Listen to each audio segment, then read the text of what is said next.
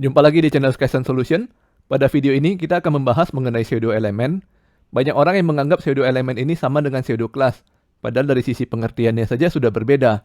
Kalau di pseudo class, kita memilih elemen dengan kondisi tertentu, sedangkan di pseudo elemen, kita memilih bagian tertentu dari elemen.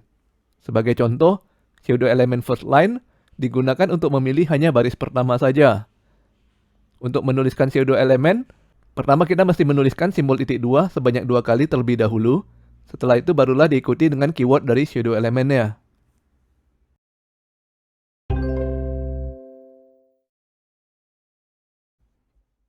Kita buka kembali source code dari pelajaran sebelumnya. Pertama kita akan mencoba pseudo elemen first letter terlebih dahulu ya. Kita buka kode CSS. Lalu pada bagian paling akhir, kita tambahkan selector H2.2.2 first letter.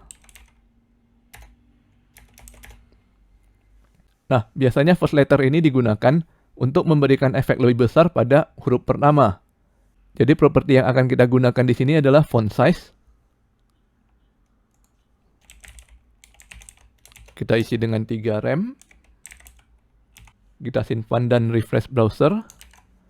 Sekarang kita bisa melihat bahwa setiap judul kecil pada konten, huruf pertamanya menjadi lebih besar.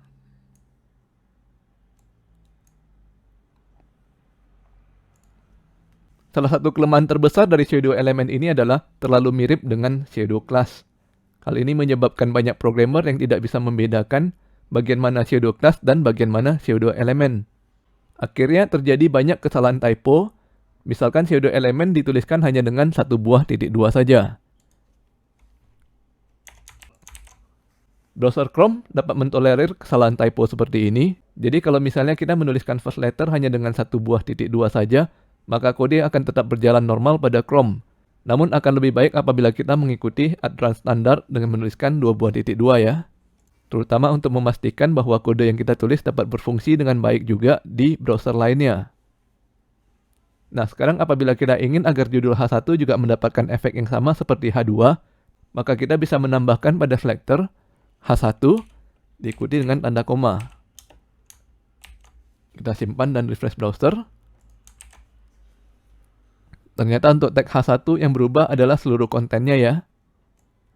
Padahal yang kita inginkan hanya mengubah huruf pertamanya saja. Artinya pada kata H1, kita juga harus menambahkan pseudo elemen .2.2 first letter. Kita simpan dan refresh browser. Dan sekarang kita sudah mendapatkan efek yang sama baik untuk tag H1 dan tag H2. Selanjutnya kita akan mencoba pseudo elemen first line. Dan kali ini akan kita gunakan pada elemen P. Kita tambahkan selector P.2.2 first line.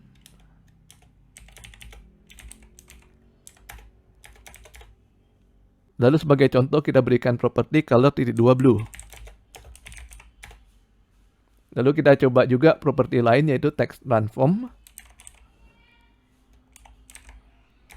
Dan kita pilih nilainya capitalize. Capitalize ini artinya setiap huruf pertama dalam kata akan berubah menjadi huruf besar.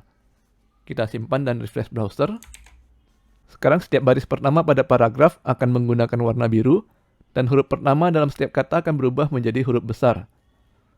Perhatikan di sini bahwa saya bisa mengubah lebar dari browser menjadi lebih besar maupun lebih kecil, dan setiap perubahan ini akan menyebabkan jumlah kata pada setiap baris akan berubah.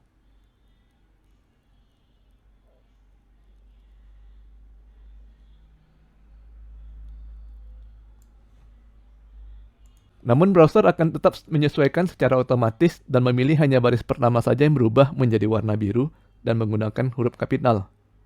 Selanjutnya pseudo elemen before dan after biasanya digunakan untuk menambahkan konten pada elemen. Sebagai contoh kita akan membuatkan satu buah kelas baru dengan nama new, dan apabila kelas ini digunakan maka browser akan secara otomatis menambahkan kata new berwarna merah dengan ukuran kecil pada akhir konten. Kita tambahkan selector baru, titik new, titik 2.2 after. Lalu kita tambahkan properti konten dengan nilai dalam titik 2, new. Perhatikan bahwa setelah titik 2 pembuka kita tambahkan spasi terlebih dahulu agar konten new kita mendapatkan sedikit jarak dari konten sebelumnya.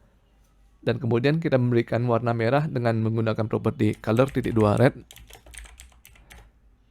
Dan untuk membuat ukuran font yang menjadi lebih kecil, kita gunakan properti font size. .2, 0,8 rem. Kita lihat ke konten daftar menu restoran. Dan kita akan menambahkan kelas new pada nasi ayam bakar. Kita buka kode HTML dan kita cari LI nasi ayam bakar. Kita tambahkan attribute class sama dengan new. Kita simpan dan refresh browser. Sekarang pada sebelah kanan nasi ayam bakar akan tertulis new dengan menggunakan huruf kecil berwarna merah. Dan untuk memberikan tanda new pada menu-menu lain, kita cukup menambahkan attribute class sama dengan new pada tag LI-nya.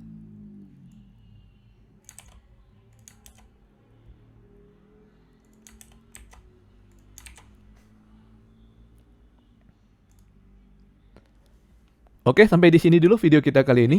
Bagi yang ingin mendapatkan source code dari video ini dapat melihat link pada deskripsi video. Jangan lupa subscribe ke channel Skysense Solution untuk mendapatkan informasi terbaru dari kami. Sampai bertemu lagi di video berikutnya.